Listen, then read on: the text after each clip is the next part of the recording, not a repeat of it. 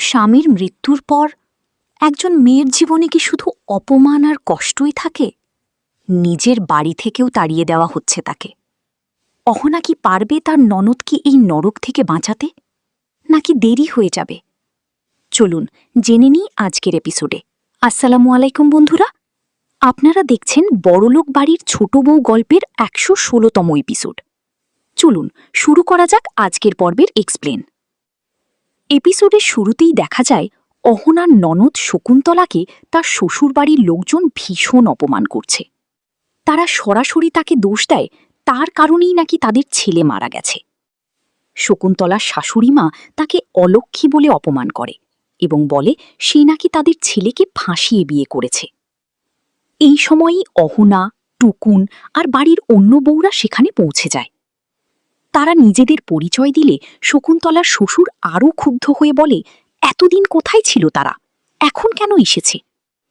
অহনা তখন শকুন্তলাকে সাহস দিয়ে বলে এখন আর কেউ তাকে অপমান করতে পারবে না।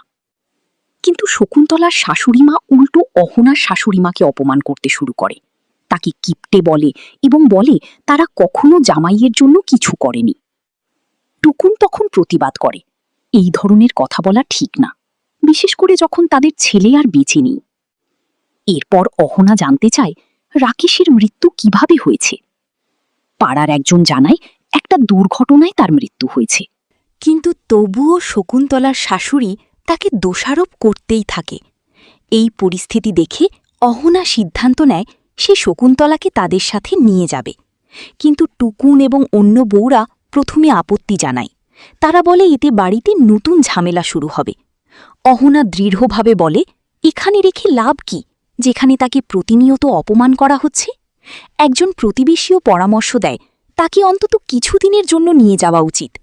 তখন শকুন্তলার শাশুড়িমা স্পষ্ট জানিয়ে দেয় যদি নিয়ে যায় তাহলে চিরতরের জন্য নিয়ে যেতে হবে, কারণ এই বাড়িতে তার আর কোনো জায়গা নেই। অহনা তখন আইনের কথা তোলে। সে বলে একজন বউকে এইভাবে তাড়িয়ে দেওয়া যায় না। শকুন্তলার দেউর উল্টো ভুল ব্যাখ্যা দেয়, কিন্তু অহনা তাকে ঠিক করে দেয় পণ নেওয়া দেওয়া দুটোই অপরাধ। এরপর বড় বউও বলে তাদের বাড়ির মেয়ে এত আদরের, অথচ এখানে তাকে এত অপমান করা হচ্ছে। শেষে শ্বশুরবাড়ির লোকজন নিজেরাই বলে যদি নিতে চাও নিয়ে যাও, তারা আর দায়িত্ব নেবে না।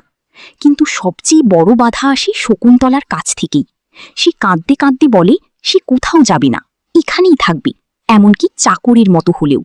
সে তার শাশুড়ির পা ধরে থাকতে চায়, কিন্তু শাশুড়ি তাকে ঠেলে ফেলে দেয় এবং বলে চাকর রাখতে হলে টাকা দিয়ে রাখবে, কিন্তু তাকে রাখবে না। এই দৃশ্য দেখে পরিস্থিতি আরও আবেগঘন হয়ে ওঠে। অহনা আবারও বোঝানোর চেষ্টা করে সে যেন তাদের সাথে চলে যায়, কিন্তু শকুন্তলা জানায় যে বাড়ি তাকে বছরের পর বছর খোঁজ নেয়নি সেখানে যাওয়ার অধিকার সে আর অনুভব করে না। এই কথা শুনে সবাই চুপ হয়ে যায়। তবুও অহনা, মিতা এবং বড় বউ মিলে তাকে বোঝাতে থাকে তাদের বাড়িতে তাকে কোনো অসম্মান করা হবে না। শেষে অহনা বলে সে শকুন্তলার জিনিসপত্র গুছিয়ে নিতে সাহায্য করবে, কিন্তু শাশুড়িমা বাধা দেয় কেউ তার ঘরে ঢুকতে পারবে না। অহনা তখন দৃঢ়ভাবে জানিয়ে দেয় ওই ঘর শকুন্তলারও, তাই তার অধিকার আছে। এই তীব্র দ্বন্দ্ব আর আবেগঘন মুহূর্তের মধ্যেই শেষ হয় আজকের এপিসোড 4। আপনার কি মনে হয় শকুন্তলা কি শেষ পর্যন্ত অহনার সাথে যাবে, নাকি এই কষ্টের মধ্যেই থেকে যাবে? কমেন্টে অবশ্যই জানাবেন। ভিডিওটি ভালো লাগলে একটি লাইক দিন আর বন্ধুদের সাথে শেয়ার করতে ভুলবেন না। আর প্রতিদিন এমন ইন্টারেস্টিং ড্রামা এক্সপ্লেন পেতে এখনই চ্যানেলটি সাবস্ক্রাইব করে বেল আইকনটি অন করে রাখুন। পরবর্তী পর্ব মিস না করতে আমাদের সাথেই থাকুন। ধন্যবাদ।